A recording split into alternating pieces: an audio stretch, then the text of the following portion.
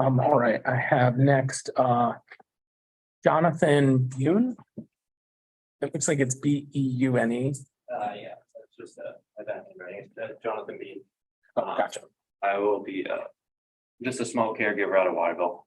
Just 12 plant account license, and sorry I'm not super prepared today on all the pages and laws. I just wanted to come up here and represent just small batch craft Maine and say that a lot of it is, I don't think, in the best interest of any real caregivers or growers really passionate about the plant.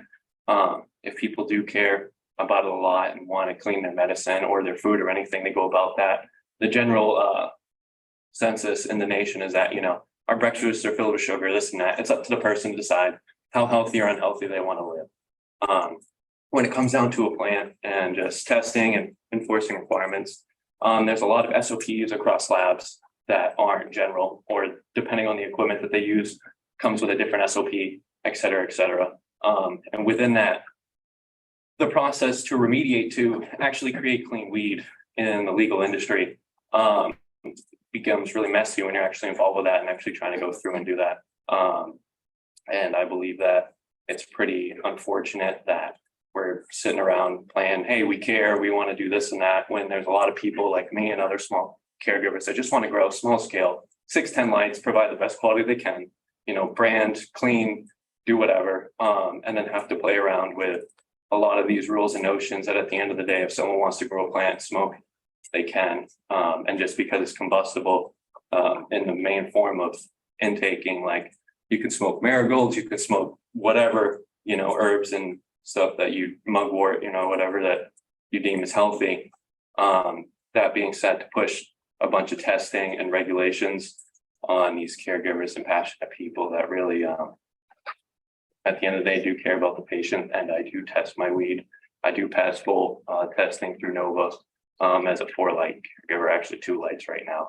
And it cost me more than I pretty much make on a room to pretty much showcase the passionate craft people, what they want to do and want to show Maine. And we're fighting in a market that recreational, it has so many stipulations. All these big companies recreational are medical too. Everything that people are sitting here vouching for to try to keep going applies to everyone else in the same game, making way more money. I've worked literally right next to all these big people, seen all their strategies, seen what they do. You want to pass testing, dip it in xylitol. The SOPs from the labs are to grind out your weed, leave it under UV, put it in for remediation, you'll pass. Okay, cool. You got a bunch of pre-rolls. Are you going to say that everyone, remediated microwave the rest of the weed that goes into the stores fronts? I don't see that being checked, just because there's that initial check that kind of just is all steer clear, and then news reports and tests start coming out against the medical industry, which then cause my patients to come to me and say, hey, why is it that medical weed that should be beneficial isn't tested, but recreational is? And it is a great question. And there should be a lot more conversations about the actual medical benefits, cannabinoids, terpene profiles, the entourage effect, what it's actually doing for people, and not necessarily a lot of these fence talks and, oh, let's fill out this paperwork or that. I think we're mostly adults that are trying to get into this industry and stay in it. And a lot of us understand legalities and the problems and the funding and, everything that has to go along with that. And paperwork and documentation and stuff is just a no-brainer. But for it to make sense and for it to actually assist, people like me actually staying afloat and doing what I do and providing that without insanity, just propaganda pushing, because no one hit me up about my tests. No one checked anything, and I'm getting inspected under a 12 plant count license. When I talked to all the caregivers for 5-6 years under routine inspection, they never got one. And I'm not here to push inspections or testing. But when I sit there for an hour going over paperwork of 12 plants that I'm growing, making no money, and then they walk into the little tiny room with 2 lights and say, oh, wow, this is cleaner than I've normally ever seen. These plants are crazy. An inspection normally means when you get a food inspector, you see a rat running around, you're probably going to fail. Well, if you walk into a facility, you see mold, you see bugs. Why is that even a question? Why even look at the paperwork? Who even cares who's getting taxes?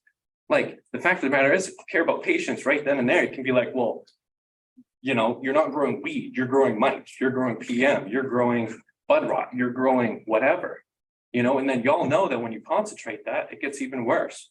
And the fact of the matter is that instead of, benefiting, Maine Med and helping that and working together along with the rec side, it seems like this whole rec narrative is being squelched out the med quite a bit. And I just really want to have a guarantee that I can invest in the business, invest in the state, try to do it properly, try to grow my brand, try to just have some really clean, awesome weed and not have to worry about, oh, hey, just kidding.